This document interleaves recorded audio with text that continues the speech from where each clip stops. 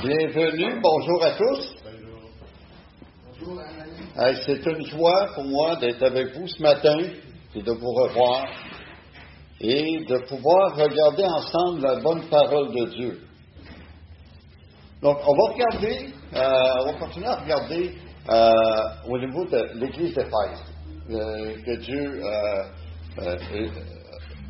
travaille dans l'Église d'Éphèse, et on va continuer à regarder à travers Timothée. Quel chapitre? On y arrive. Puis on va regarder les dernières recommandations que Paul a faites à Timothée. Mais avant de rentrer dans le sujet, on va se courber dans un mot de prière. Eh bien, Père éternel, Seigneur grand Dieu, on vient devant toi parce qu'on veut dépendre de toi. Seigneur, on te prie d'enlever toute préoccupation qu'on pourrait avoir à l'esprit et que tous nos cœurs puissent être concentrés sur ce que tu as à nous dire ce matin. Père, grave ta parole dans nos cœurs, qu'on puisse la serrer afin de ne pas pécher contre toi. Et éclaire-nous ce matin par ton esprit. Et c'est au nom de ton Fils Jésus qu'on te prie pour ta gloire.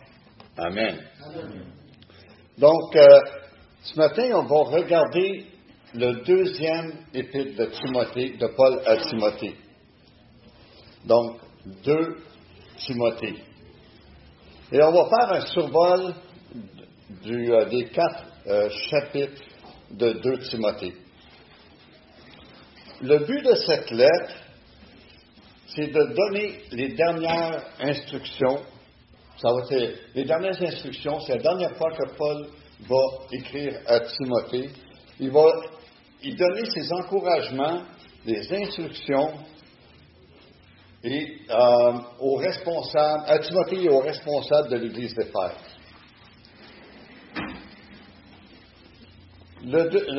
Cette lettre-là a été écrite vers l'an 66 ou 67 après Jésus-Christ. Le contexte, pour regarder, Paul est dans son deuxième emprisonnement. Et il est dans une prison de Rome.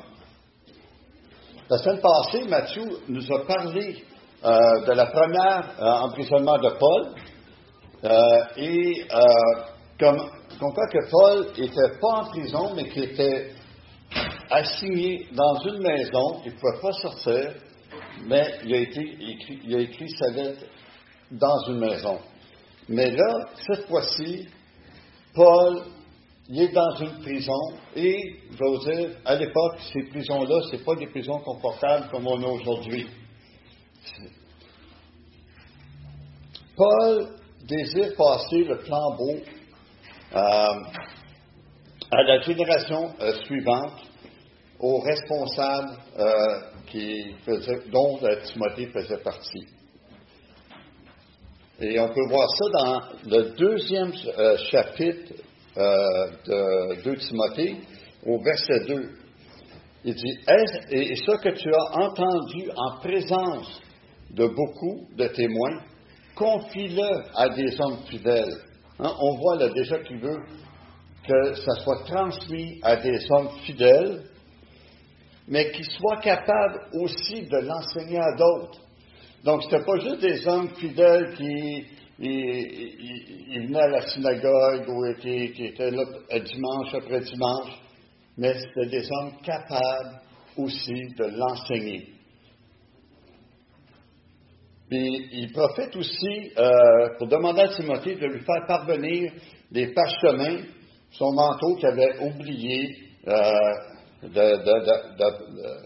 d'apporter, puis qu'il puisse les donner à ceux qui viendraient le visiter. La particularité de cette lettre, c'est que c'est la dernière que Paul va écrire à Timothée. Et dans cette lettre, on voit le cœur. On voit le cœur de Paul dans cette lettre. Puis ses priorités. Donc, il veut que que la doctrine saine, une saine doctrine qui soit enseignée. Une foi ferme. Parce qu'on sait que Paul, il a été persécuté, et là, Paul a besoin d'encourager Timothée qui, lui, semble être découragé. Donc, une foi ferme. Sois ferme dans ta foi. Une persévérance confiante. Être persévérant, être confiant que Dieu prend soin de nous, que Dieu s'occupe de nous, même dans les temps difficiles. Puis avoir un amour durable. On voit le cœur de Paul. Un amour durable, pas un amour conditionnel, mais un amour qui continue, même quand c'est difficile, mais un amour pour la parole de Dieu. Vous savez, lorsqu'une personne célèbre et influente est à son chevet et est au seuil de la mort, les dernières paroles, on les écoute. On veut les écouter parce qu'elles sont importantes pour nous. C'est des paroles de sagesse. Cette personne-là, c'est une personne qu'on écoute, qui est appréciée. Puis l'apôtre Paul était un de ces hommes-là. L'apôtre Paul, c'était un homme instruit, mais c'était un homme très considéré à l'époque et un des plus influents et des plus aimés de l'histoire. Et en plus, nous, on a un privilège. Nous, on connaît les dernières paroles de Paul. Donc, Paul était au seuil de sa mort. Ça, on voit ça toujours dans 2 Timothée, chapitre 4, les versets 6 et suivants. « Car moi, je sers déjà de libation. Le moment de mon départ approche. » Là, ce n'est pas parce qu'il s'en va ailleurs, mais il s'en va dans sa demeure éternelle. Il sent ça venir. Il dit, « J'ai combattu le bon combat. J'ai achevé la course. J'ai gardé la foi. Désormais, la couronne de justice m'est réservée. Le Seigneur, le juste juge, me la donnera dans ce jour-là. Et non seulement à moi, mais encore à tous ceux qui auront aimé son avènement. Donc là, Paul, il annonce sa mort. Un peu comme Jésus, quand il était le dernier repas avec ses disciples, qui annonçait sa mort à venir. Mais Paul annonce sa mort, mais c'est une mort qui va être assez drastique. Mais il va mourir pour l'Évangile. Puis Paul, là, il n'était pas dans un hôpital confortable, puis suite à une maladie, puis entouré des membres de sa famille. Non, il était seul. Il était dans une prison humide, sombre et tout ça. Puis il y avait juste ses papiers pour écrire, ses parchemins pour écrire, et quelques visiteurs sporadiques qui pourraient venir. Et le message que Paul tente de transmettre à l'Église à Timothée et à l'Église d'Éphèse en même temps est divisé comme en 2 volets. Premièrement, les fondements du service chrétien, on peut voir ça dans les chapitres 1 et 2, et les difficultés du service chrétien, en partie dans le chapitre 2 et aussi chapitre 3 et 4. Fait que ça, c'est un peu le plan. Mais ce que j'aimerais vous suggérer ce matin, c'est qu'on regarde cette lettre en entier, mais avec les 4 points suivants qu'on va survoler. Donc, premièrement, la persévérance de l'homme de Dieu. Ça, on va voir ça dans le chapitre 1. Et deuxièmement, des modèles à suivre pour l'homme de Dieu. Troisièmement, les dangers que court l'homme de Dieu. Et quatrièmement, la prédication de l'homme de Dieu. Donc, si on regarde la première partie, donc au niveau des fondements du service chrétien, on voit premièrement, Paul commence sa lettre avec l'affection qu'il démontre envers Timothée. On voit ça au chapitre 1, dans les versets 1 à 5. Si on regarde le verset 2, Paul appelle Timothée son enfant bien-aimé. Mais est-ce que c'est vraiment son enfant de chair? Non, c'est son enfant spirituel. Paul a investi tellement de temps dans Timothée qu'il le considère comme son enfant bien-aimé. Au verset 3, Paul se souvient continuellement de lui dans ses prières. Hein? Il se souvient de Timothée dans ses prières. Il prie pour Timothée. Puis au verset 4, Paul se rappelle des larmes de Timothée. Timothée pleure, il est triste, il trouve ça dur, le service. Puis on va voir ça un peu plus loin, pourquoi. Puis Paul désire le voir, Timothée, puis être rempli de joie. Paul a tellement investi de temps et d'efforts à enseigner Timothée, son protégé, qu'il le considère comme son propre enfant. Même en prison, Paul pense à Timothée, il pense surtout à l'encourager.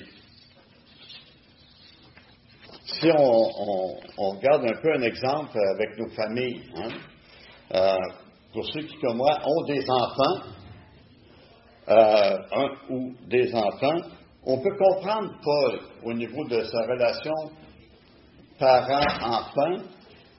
On investit tellement de temps dans nos enfants que peu importe ce qu'ils vivent, ça nous affecte. On veut prendre soin d'eux, on veut s'informer d'eux. Puis, comme Timothée était découragé, mais comme quand nos enfants sont découragés, on veut encourager nos enfants. Même quand ils pleurent, tout ça difficile, on cherche à les encourager. On veut prendre soin d'eux. On veut pas qu'ils... Tu sais, moi, ça me fait penser à notre fille Sarah, qui s'est mariée il y a un peu plus d'1 an. Tu sais, on l'avait à la maison et tout ça, puis on s'inquiétait d'elle quand on voyait qu'elle n'était pas dans son état normal, parce qu'on connaît quand nos enfants, ça va bien, mais quand on voit même, des fois, ils n'ont pas besoin de rien dire, puis on sent qu'il y a quelque chose qui ne va pas bien. On veut prendre soin d'eux, on s'intéresse à eux. Un coup qu'ils sont partis de la maison, on s'en occupe plus. Non. Je pense qu'on s'inquiète encore davantage. On veut s'assurer qu'ils sont bien. Mon épouse et moi, j'avais tendance à dire un peu plus mon épouse, mais je me rends compte que moi aussi, on cherche les occasions de les voir. On les invite à la maison. Hey, qu'est-ce que vous faites dimanche après-midi? Venez-vous dîner à la maison? Ou il y a un soir cette semaine que vous pouvez venir manger? Et ça, en même temps, c'est un prétexte pour voir comment est-ce qu'ils vont. Prends soin d'eux. Là, le déménagement s'en vient. Comment est-ce que vous êtes, là? Comment est-ce que vous vous sentez? Comment est-ce qu'on peut vous aider là-dedans? On se sent disponible. On veut prendre soin de nos enfants. Et plus on investit du temps, plus on veut les aimer.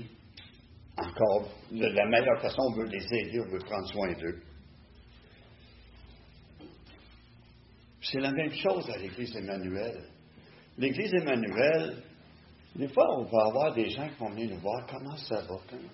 C'est pas parce que les gens veulent s'introduire dans nos vies. On est une famille. On veut prendre soin des uns des autres. On est une grande famille. La famille de Dieu, on est frères et sœurs. Est-ce qu'on oublie ça, qu'on est des frères et sœurs? Est-ce qu'on est des frères et sœurs le dimanche matin de 9h à midi et demi, des fois à 1h pour ceux qui jasent plus longtemps? Non, même dans la semaine. Un coup de téléphone, « Hey, comment ça va? » Un frère, une sœur qui vit des moments difficiles, qu'on est au courant. On s'informe, on s'inquiète, on prie pour eux. C'est ce que Paul fait envers Timothée. Fait que l'Église Emmanuel n'est pas différente de l'Église d'Éphèse. Et c'est ça que on regarde l'Église d'Éphèse avec le parallèle de l'Église Emmanuel, parce qu'on va célébrer nos 40 ans au mois de septembre. On va célébrer la fidélité de Dieu à l'Église Emmanuel. Mais Dieu était quand même fidèle, il était aussi fidèle avec l'Église d'Éphèse, il était aussi fidèle envers Timothée qu'il l'était envers Paul. Dieu est un Dieu fidèle. Et c'est intéressant parce que cette semaine, s'il y en a qui sont dans le programme de mémorisation de versets, mais si vous ne l'êtes pas, vous avez manqué quelque chose. Parce que c'était Lamentation 3, 22 à 23. Hein? Les bontés de l'Éternel ne sont pas épuisées. Ses compassions ne sont pas à leur terme. Elles se renouvellent chaque matin. Et ça termine, oh, que ta fidélité est grande. Donc, la fidélité de Dieu est grande, puis elle est permanente. Dieu ne change pas. Et dans le chapitre 1, Paul veut que Timothée se rappelle l'enseignement qu'il a reçu et de qui il l'a reçu. Il l'a déjà reçu premièrement de sa mère, Eunice, qui, elle, l'a reçu de sa mère, Loïs. Donc, de génération en génération, l'Évangile a été transmis, la parole de Dieu a été transmise chez Timothée. Et en plus, Paul a pris Timothée sous son aile pour le faire grandir dans son ministère. Et c'est un peu comme, Nicolas n'est pas là, mais j'avais dit que je parlerais de lui. Je l'ai vu hier à l'Assemblée générale de l'Association de l'Évêque, et j'ai dit que je parlerais de lui ce matin.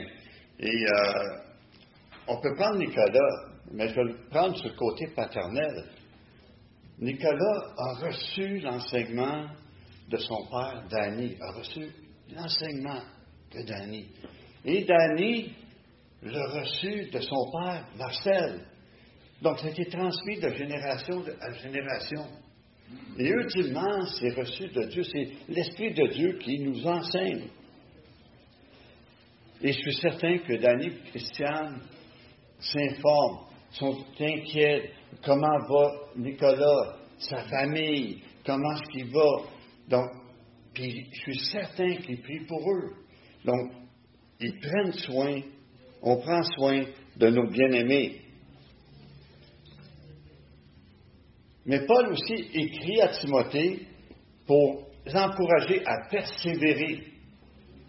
Parce que c'est difficile, il y a des moments difficiles dans la vie, dans le service et tout ça, que ce soit même avec notre famille, notre travail, on peut avoir des problèmes de santé, on peut avoir avec nos enfants, il y a différentes choses. Et même dans notre ministère, dans notre service, on peut avoir des difficultés.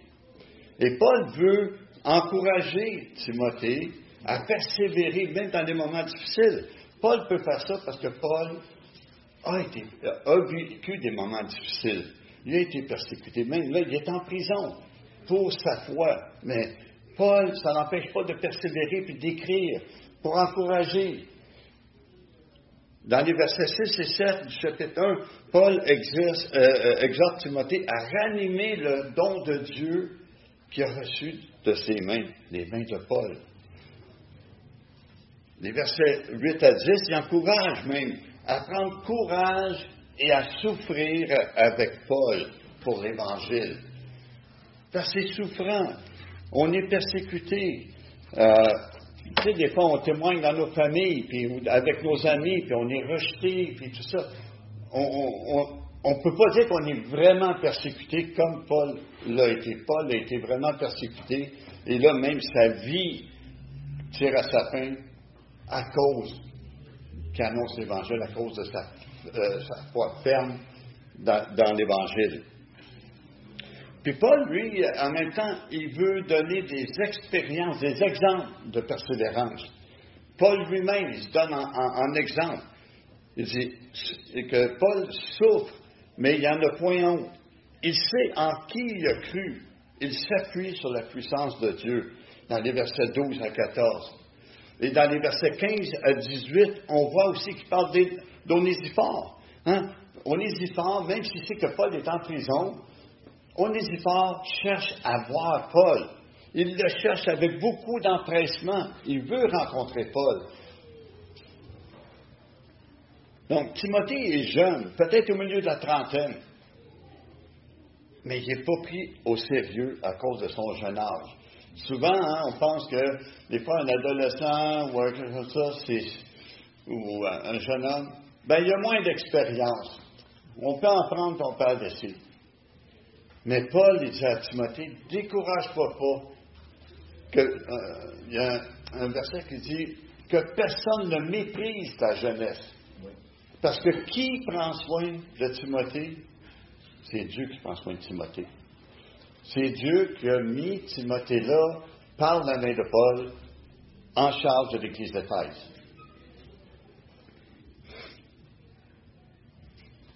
Et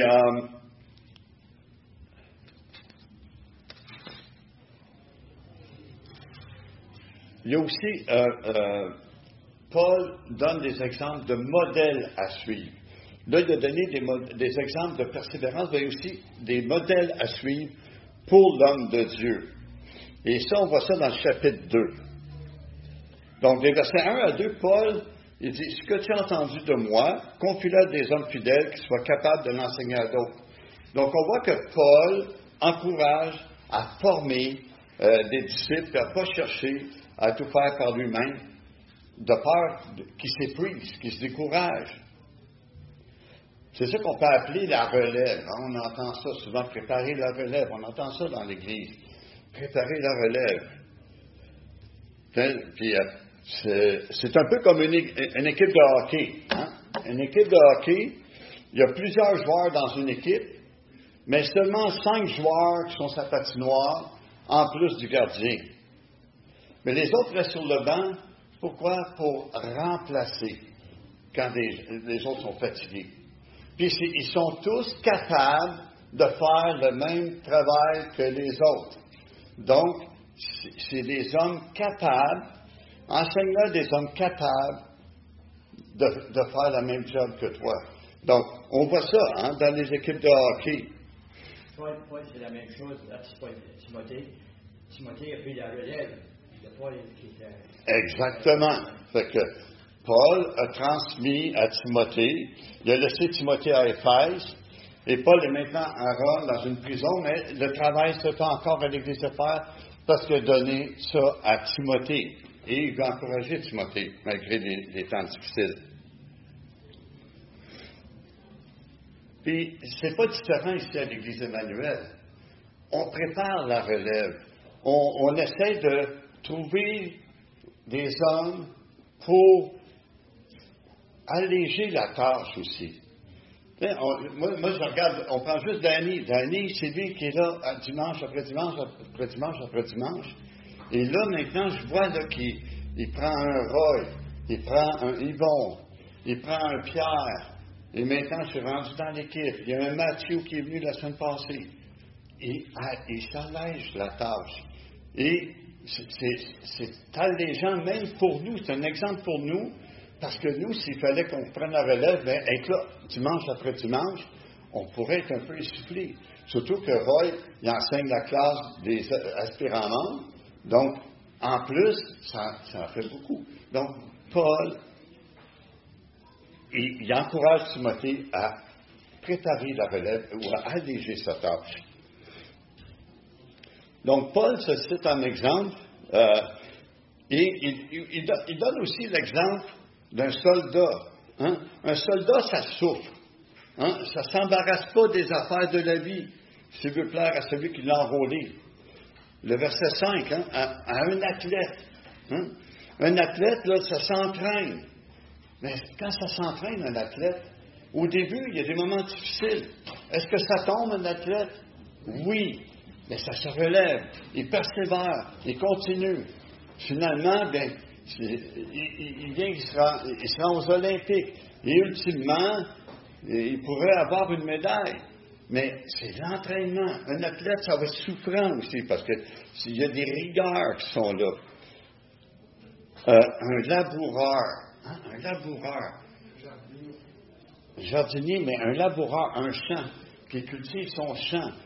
Premièrement, il n'arrive pas au printemps puis qu'il plante ses semences, puis non, il se lève tôt, le tracteur, et il tourne sa terre, il prépare sa terre pour qu'elle soit bien aérée. Et en plus, on met de l'engrais. Avez-vous passé dans des régions rurales? Ça sent la campagne, comme on dit. Hein? Des bonnes odeurs de campagne. Donc, il engraisse, le laboureur engraisse sa terre. Après ça, il sème. Après ça, il entretient, il met de l'engrais. Puis après ça, il est patient, il attend la récolte.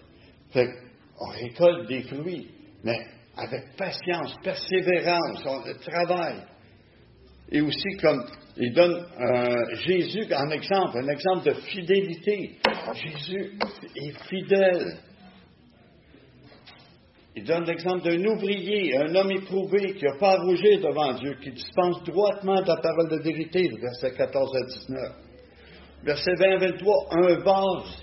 Il y a différentes sortes de vases, des vases d'or et d'argent, versus des vases de bois et de terre, qui sont d'un usage vil qu'on voit, hein, qui sont moins utiles, moins de considération.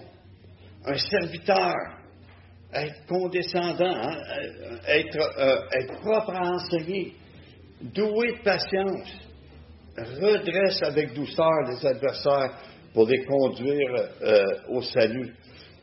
Mais je rajouterais peut-être moi-même, parce qu'il ne faut rien rajouter à la parole de Dieu, mais je dirais, un serviteur doit être aussi enseignable. Parce que il faut être enseignable aussi, parce qu'on peut faire des erreurs, on peut se tromper, il faut les reconnaître. Puis s'il y a quelqu'un qui nous vient nous voir, comme moi, le Danny, là, il prend des notes.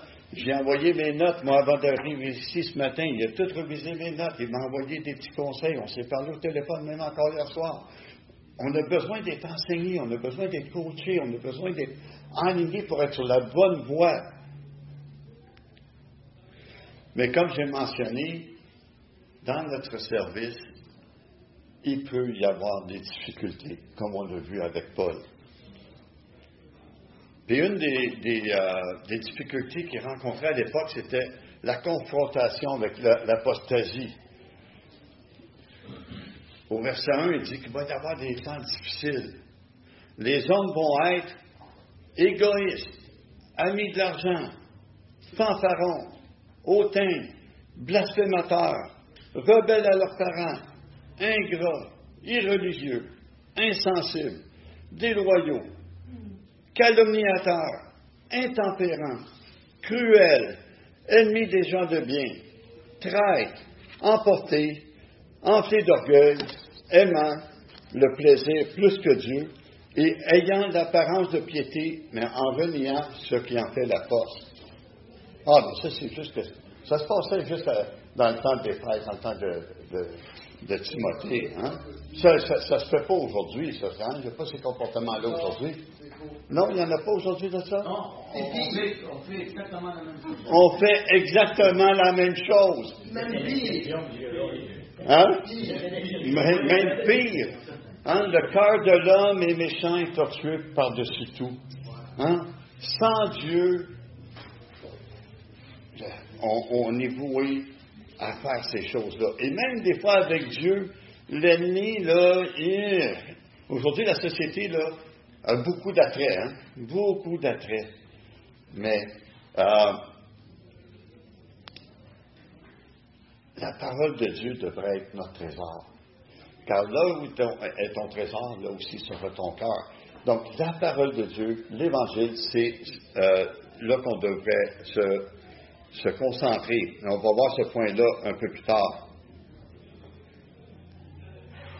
Mais si on regarde ça juste comme ça serait quasiment décourageant de dire, ben écoute, là, il n'y a pas... Mais là, j'arrive avec mon point au niveau de l'Évangile. La victoire, on peut avoir la victoire contre l'apostasie dans les versets 10 à 17.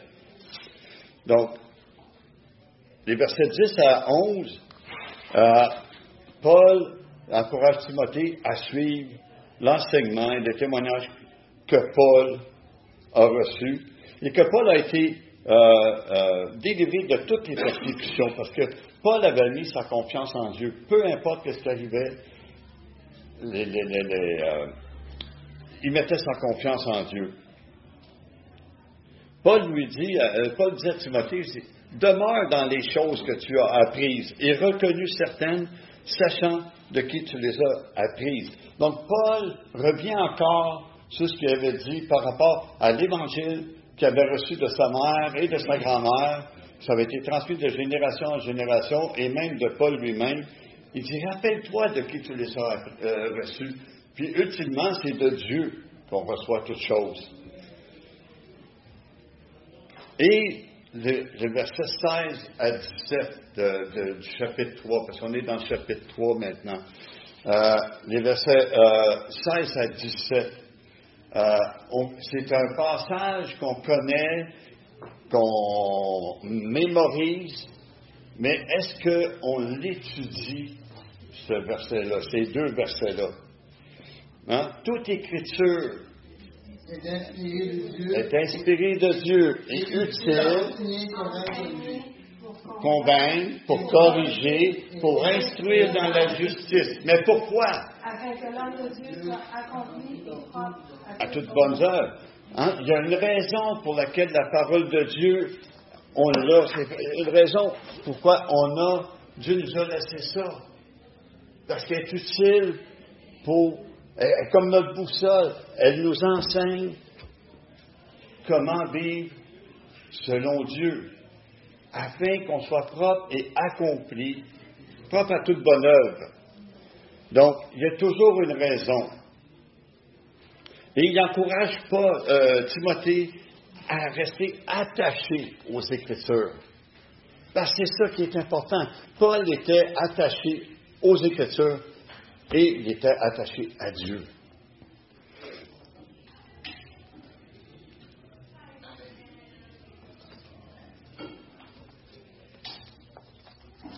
Et au chapitre 4,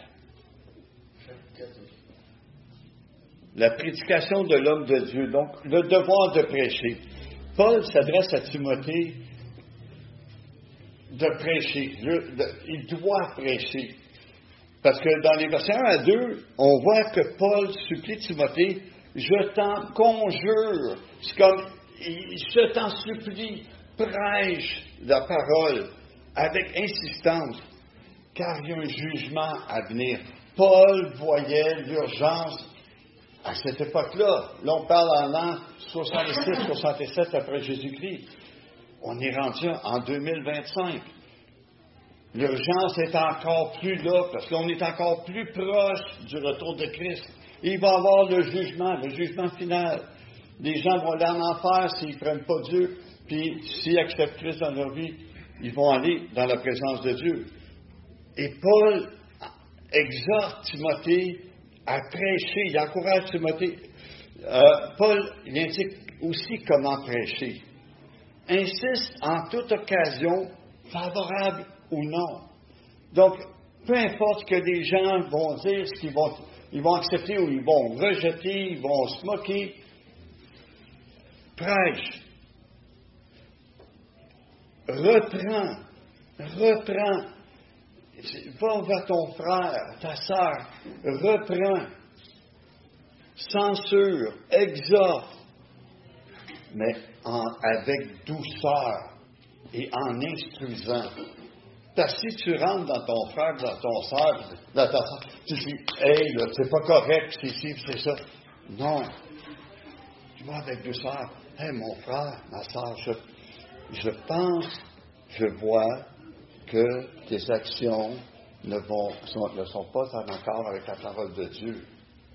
Qu'est-ce que tu penses que tu devrais faire? Donc, tu l'enseignes, tu lui fais prendre conscience, et souvent, ils savent, ils sont au courant de leur comportement, mais tu les ramènes avec amour vers l'Évangile, en leur enseignant. Donc, Paul encourage Timothée de prêcher la parole de cette façon-là. Dans les versets 3 à 5 du chapitre 4, Paul insiste sur la nécessité de prêcher, comme je disais, avec l'urgence. Il voyait l'urgence. Il viendra un temps où les hommes ne supporteront pas la sainte doctrine, au verset 3. Hein? Les gens ne voudront plus entendre parler. Et on regarde ça, qu'aujourd'hui, c'est encore plus flagrant. C'est plus flagrant. Je parlais avec quelqu'un hier, qui disait que dans son école, il y a un enseignant qui est un drag queen. Et il s'est rendu dans les écoles. Et on enseigne à accepter la différence. que maintenant, aujourd'hui, l'idéologie, c'est ouvert, c'est libre, il ne faut pas restreindre ça. Donc, puis cette personne-là, ce professeur-là, enseigne ça. Il dit aux étudiants, fait qu'on laisse rentrer ça, mais on sort tout ce qui est religieux. On ne parle plus de Dieu, on ne parle plus de Jésus. On sort ça des écoles. Donc, les gens ne veulent plus entendre ça. Et c'est vraiment l'urgence que Paul... les hommes auront la démangeaison d'entendre des choses agréables. Hein? Les gens n'aiment pas se faire reprendre, entendre des choses moralisateurs, mais des choses qui le font du bien. Et si Paul adresse ça, c'est que probablement que c'était aussi à l'intérieur de l'Église d'Éphèse. Et il y a certaines de nos églises qui glissent dans ce chemin-là. Et c'est pernicieux, parce qu'à un moment donné, c'est que tu te détournes de l'Évangile pour devenir une église attractionnelle, une église qui te flatte. Mais l'Évangile, c'est un Évangile qui juge, qui redresse, qui sonde nos cœurs, qui révèle nos cœurs. Donc, les hommes vont vouloir entendre des choses agréables. Ils se donneront une foule de docteurs selon leur propre désir. Donc, ils vont vouloir avoir des gens qui vont leur dire des choses qu'ils aiment. Et ça me rappelle juste quand Moïse était sur le mont Sinaï, puis à un moment donné, le peuple demande à Aaron, de faire un veau d'or. Mais là, les autres, ils voulaient avoir quelque chose de visuel. Parce que Dieu, c'était un Dieu un peu nébuleux, puis Moïse, ben là, il était pas descendu. Puis là, ben, Dieu, qui était puissant, qui les a fait sortir d'Égypte, ben là, ils l'ont mis de côté, puis là, le veau d'or, maintenant, c'est lui qu'on va adorer, c'est lui qui nous a fait sortir d'Égypte. Wow! Mais aujourd'hui, les gens, c'est ce qu'ils veulent. Ils veulent avoir les choses qui leur font plaisir, pas les choses qui vont leur frotter les oreilles. Moi, je me rappelle, dans le temps à l'école, là, j'ai pas toujours été sage à l'école, puis je me suis fait souvent claquer les doigts, là, tu sais, puis mais aujourd'hui, puis même, tu sais, te faire prendre par l'oreille, puis t'amener dans le coin, là. Mais aujourd'hui, tu ne peux plus faire ça. Ça fait quelle sorte de société aujourd'hui dans les écoles? Mon épouse a enseigné là, dans une école chrétienne. Mais on voit quel genre de société dans laquelle on est rendu. C'est épuisant, c'est même des fois dangereux d'être dans une école puis enseigner. Les élèves, même les petits, kickent les professeurs puis tout ça, puis ils savent, touche-moi pas parce que je te déclare à DPJ. Ils connaissent déjà leurs droits. Wow! T'as pas le droit. C'est ça que je dis. Tu n'as plus de droits. C'est les mots qui l'apprennent. T'as pas le droit. Et c'est ça. Donc, les parents laissent les enfants libres, vivre et laisser vivre, et ils donnent le contrat aux parents, non seulement d'enseigner, mais d'éduquer les enfants. Pourtant, l'éducation devrait revenir aux parents, et les parents et les enseignants devraient être là pour enseigner. Mais non, les enseignants passent des fois plus de temps à éduquer l'enfant qu'à enseigner. Ça devient difficile. Ils veulent s'enlever de leur responsabilité. Les parents, ils veulent s'enlever de leur responsabilité. Ils n'ont pas le temps. Ils n'ont pas le temps, mais c'est parce qu'ils ne prennent pas le temps. C'est ça. Ils ne prennent pas le temps. Parce que justement, ils veulent avoir du temps pour eux, pour faire ce qui leur plaît. Regardez la société qui s'appelle. Voyez-vous la société qui s'appelle. C'est ça, hein? Une société de consommation. Hein? Les gens veulent avoir plus. Puis plus t'as, ben plus faut que tu travailles. Plus tu as d'argent, mais plus tu en dépenses. Plus tu en dépenses, mais plus tu as besoin de travailler pour avoir l'argent pour garder ton train de vie.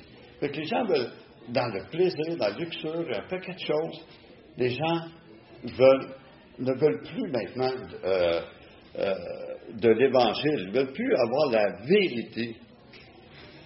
Je peux te dire une chose, c'est horrible, mais ça va vous choquer. Il y a des enfants, ça commence au Canada, il y a des enfants qui sont exposés très tôt à la pornographie. À l'âge de 10 ans, ils sont capables d'aller sur Playboy, sur Internet, voir de la pornographie. Moi, quand c'était pas à mon époque, il n'y avait pas de YouTube à mon époque. C'est choquant de savoir que les enfants apprennent des choses d'éducation sexuelle sont par la pornographie et autres. Et il y a les doctrines LGBT qui veulent infiltrer l'école primaire. Donc, c'est quelque chose que les enfants ne devraient pas avoir comme ça. Mais c'est ça, hein, oui, c'est ça. Mais c'est là qu'on voit que le fait de rejeter Dieu, ben, ça ouvre la porte à toute autre chose, qui ne glorifie pas Dieu. Donc les gens, ils veulent plus entendre ces choses-là, ils veulent entendre des choses agréables, ils veulent le plaisir, le loisir, et tout ça, hein. Des fois, tu regardes la télévision, puis hey, fais-toi plaisir, achetez aujourd'hui, payez demain, payez... mais les gens, ce qu'ils ne savent pas, c'est que s'ils ne payent pas demain, mais vous payez dans un an, mais s'ils ne sont pas capables de payer dans un an, mais ils payent des intérêts rétroactifs sur leur achat initial de la date. Fait que les gens s'endettent. Souvent, les gens, les cartes de crédit, hein, on veut se faire plaisir, on n'est plus capable d'attendre, on l'achète tout de suite et on paye le minimum. Wow! À un moment donné, je regardais ça, là, puis sur la carte de crédit, ça disait, bon, ben, avec un paiement, si tu rajoutes rien, puis que tu donnes juste le minimum, ben, ça va te prendre 6 ans ou 7 ans à payer juste le montant que là, puis c'était pas un montant faramineux, là. Fait que, tu sais, les gens, ils veulent plus attendre, les gens veulent se faire plaisir, et Satan donne tellement la facilité pour aller vers là, et tu vas te poser la question, j'en ai-tu vraiment besoin? Là, tu poses la question, puis Satan dit, oui, c'est pas grave, là, tu vas te payer, puis c'est pas toi qui paye, mais tes enfants vont payer plus tard. Puis, on déresponsabilise. Fait qu'aujourd'hui, c'est ça. Fait que Paul encourage Timothée à enseigner, mais avec douceur, en instruisant, parce que il voit, Paul est au courant, il entend qu'est-ce qui se passe dans la société. Il voit comment ça se passe dans le monde, et même dans l'Église. Dans l'Église, ça va pas bien à Éphèse. Ils ont besoin d'être redressés, ils ont besoin d'être enseignés. Parce que c'est pas nécessairement à l'extérieur, c'est pas l'adresse ça, c'est pas parce que ça se passe nécessairement à l'extérieur de l'Église, c'est que ça se passe aussi à l'intérieur dans l'Église. Fait qu'il faut veiller les uns sur les autres. C'est pour ça que nos pasteurs, nos anciens, quand ils enseignent la vérité. Ils enseignent aussi les jugements, ils enseignent les conséquences. Si tu désobéis, ben voilà ce qui va arriver. Mais si tu obéis, voilà aussi ce qui va arriver. Donc, il y a les bénédictions, mais il y a les conséquences. Donc, les deux sont enseignés. Puis, quand on prêche, quand on évangélise, il ne faut pas avoir peur d'annoncer ces deux choses-là. Le jugement et la bonne nouvelle. Parce que sans jugement, mais il n'y a pas nécessairement de bonne nouvelle. Ça, on entend ça. Donc ça, c'est ce qui se passait à l'époque de l'Église d'Éphèse. Et le cœur de l'homme, comme je mentionnais, n'a pas changé aujourd'hui. Il est le même. Il est méchant, il est tortueux. Oui, pire. Puis Paul termine en encourageant Timothée à être sobre en toutes choses. Donc, pourquoi Paul dit ça? C'est parce que sois un exemple. Parce que si tu fais pas ce que tu enseignes, ce que tu dis, hein, on dit ça, hein, que tes actions parlent tellement fort qu'on n'entend pas ce que tu dis. Fait que Paul encourage et exhorte Timothée à être sobre en toutes choses, au verset 5 du chapitre 4. Supporte les souffrances. Tu sais, arrête de te plaindre quand c'est difficile. Arrête de te plaindre. Supporte-les, amène-les devant Dieu, puis Dieu va prendre soin de toi. Dieu va te supporter. Fais l'œuvre d'un évangéliste. Annonce l'Évangile. Tu sais, dans Matthieu, quand il dit « Allez et faites de toutes les nations les disciples, les baptisants au nom de Père et enseignez-leur tout ce que je vous ai prescrit. » Paul dit à Timothée, fais l'œuvre d'un évangéliste. Annonce la bonne nouvelle. Annonce le jugement. Annonce les conséquences. Puis les bénédictions d'un côté ou de l'autre. Et remplis bien ton ministère. Fais bien ton ministère. Dans notre cellule, on parlait des dons, mais j'ai posé la question, mais qu'est-ce que signifie rechercher le don le meilleur? C'est quoi le don le meilleur? Est-ce que c'est d'être en avant, prêcher, diriger la louange et tout ça? Non. Rechercher le don le meilleur, c'est mets en pratique le don que Dieu t'a donné de la meilleure façon que tu peux. La meilleure façon. C'est ça le don le meilleur. Que Dieu t'ait donné le don de faire le ménage, mettons, ici dans l'Église. Mais fais-le pour la gloire de Dieu. Tu sers Dieu. Le don que Dieu t'a donné, mais c'est pour servir les frères et sœurs dans l'Église. C'est pas pour te servir toi. Paul encourage Timothée, il exhorte Timothée à bien remplir son ministère. Donc, il va y avoir des moments de découragement. Moi, comme moi, cette semaine, dimanche passé, j'ai été un peu découragé quand je voyais la semaine qui s'en venait et qu'est-ce que j'avais devant moi à faire, des études à préparer. J'avais 3 études à préparer. Puis à un moment donné, je dis, oh boy, comment je vais... J'ai eu un moment de découragement. Mais on a des frères et sœurs. J'ai été vers les frères et sœurs, vers des frères.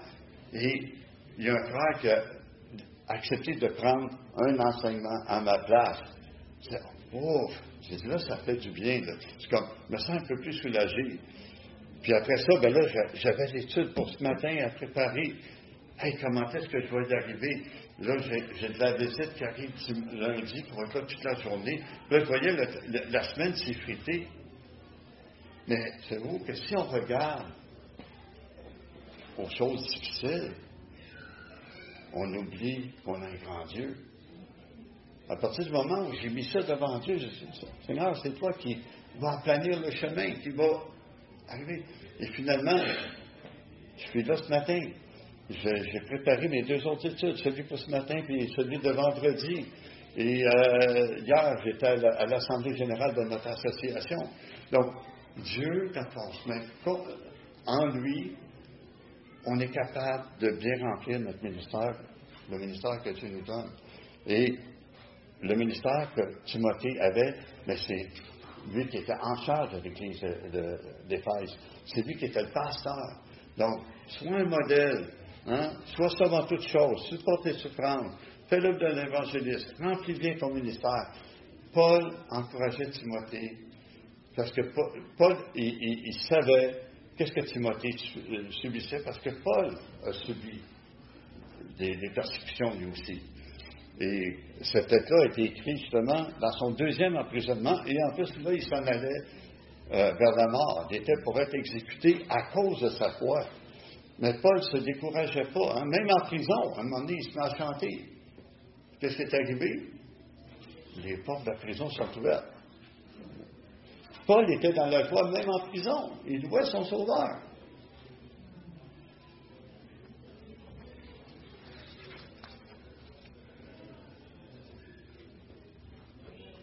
Fait que c'est ça, Paul, il termine sa lettre en annonçant à Timothée qu'il va bientôt mourir. Et je l'ai lu au début, il annonce sa mort, qu'il va bientôt partir. Et qu'il a achevé la course. Il a bien fini la course. Mon frère, ma sœur, peu importe le don que Dieu t'a donné, est-ce que tu vas bien achever la course? Est-ce que tu vas exercer ton ministère jusqu'à la fin? Et vous savez, des fois, il peut y avoir quelqu'un, juste pour revenir un peu en arrière, Il peut y avoir quelqu'un qui va venir vous voir, un frère ou une sœur qui va venir vous voir. Dire, hey, écoute, sœur de Lévis, j'ai besoin d'aide aujourd'hui et je vois que tu serais capable de faire ça. Tu viendrais-tu m'aider, tu sais, pour le faire? Peu importe qui que ce soit, comment tu vas répondre? Est-ce que tu vas répondre à l'appel et tu vas dire oui, je vais venir t'aider? Vous savez, on n'a pas besoin de faire de grandes choses dans l'Église pour servir l'Église, pour bien remplir notre ministère. C'est un ministère, ça peut être un ministère de service, juste aider l'autre. Vous savez, moi, je ne suis pas un bon premier dans l'Église. Je suis un bon deuxième. Dis-moi qu'est-ce que tu veux que je fasse et je vais faire de mon mieux pour le faire. Tu as besoin d'aide? Je vais le faire. Je vais y aider. Ça ne sera peut-être pas parfait, mais je vais le faire. Et la personne qui est avec toi, il va t'aider peut-être à mieux le faire. Mais cherche à faire de ton mieux. Cherche à servir le Seigneur de ton mieux.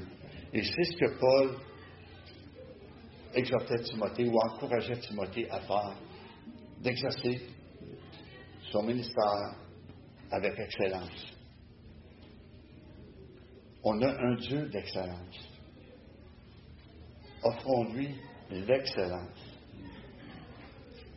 Pas de perfection, mais donnons-nous entièrement, avec excellence. Tu sais, tu es assis devant ta télé, tu regardes une bonne game de baseball, là, puis là, tu relaxes, puis tout ça, puis tu le téléphone. Hey, là, je suis en panne, est-ce que tu voudrais venir m'aider, là, tout ça? Bien sûr. Oui. C'est ça que devrait être notre réponse. Bien sûr, oui, j'arrive tout de suite. Oui, j'arrive tout de suite. On devrait avoir un zèle pour servir Dieu. Et c'est ce que Paul encourage Timothée à faire, de servir avec zèle, malgré les persécutions, malgré les tensions qu'il subit à l'Église d'Éphèse. Continuons à servir. Ici, à l'Église Emmanuel, il y en a eu des tensions. Mais nos dirigeants ont su continuer à servir avec excellence. Ils ont donné le meilleur. Et c'est la même chose dans nos vies. On va avoir des persécutions, on va avoir des moments difficiles. Mais regardons à notre Dieu d'excellence. Servons-le avec excellence. Même si c'était juste aller visiter une personne. Hein? Visiter une personne. Prendre de ses nouvelles. Un coup de téléphone. Comment ça va? Un texto. Hey, comment ça va? Je prie pour toi. Prends soin les uns des autres. Donc, frères et sœurs, comme Paul encourageait et exhortait Timothée à donner le mieux de lui-même, à servir du mieux avec excellence, servons notre Dieu d'excellence. On va célébrer notre 40e anniversaire. Le Dieu d'excellence a permis qu'on soit là encore tout au long de ces 40 années-là. Et ça, c'est grâce à chacun de nous ici, à chacun de nos prédécesseurs, et aussi pour ceux qui vont venir après, peut-être pour les 40, 50, les 100 années à venir, ou peut-être pour les 2 ans, on ne sait pas. Mais Dieu, on a un Dieu excellent, servons-le avec excellence. Et Paul, il encourageait Timothée encore, comme je disais, à servir avec excellence. Alors, c'est ce que j'avais à vous partager ce matin, que Dieu bénisse sa parole, et terminons par la prière. Père éternel, Seigneur grand Dieu, oui, merci pour ton amour, pour tes bontés, pour ta fidélité. Merci parce que tu es un Dieu parfait, un Dieu puissant en qui on peut s'appuyer, on peut mettre toute notre confiance.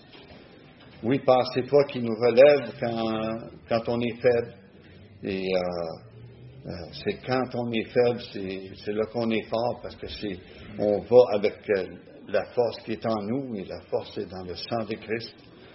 Père, aide-nous à te servir avec zèle, à fuir les mondanités et te servir avec excellence, et qu'on puisse partager la parole et réaliser l'urgence qui s'en vient. Seigneur, garde-nous fidèles à toi, que nos regards puissent être tournés vers toi, que ta parole puisse être notre trésor, et donne-nous, Seigneur, de marcher par la foi, affermir la foi de chacun. Prépare nos cœurs maintenant à entendre ta parole, ce que tu vas nous dire pendant le culte d'adoration, et remplis nos cœurs, Seigneur, aujourd'hui. Et c'est au nom de ton Fils Jésus qu'on te prie pour ta gloire. Amen.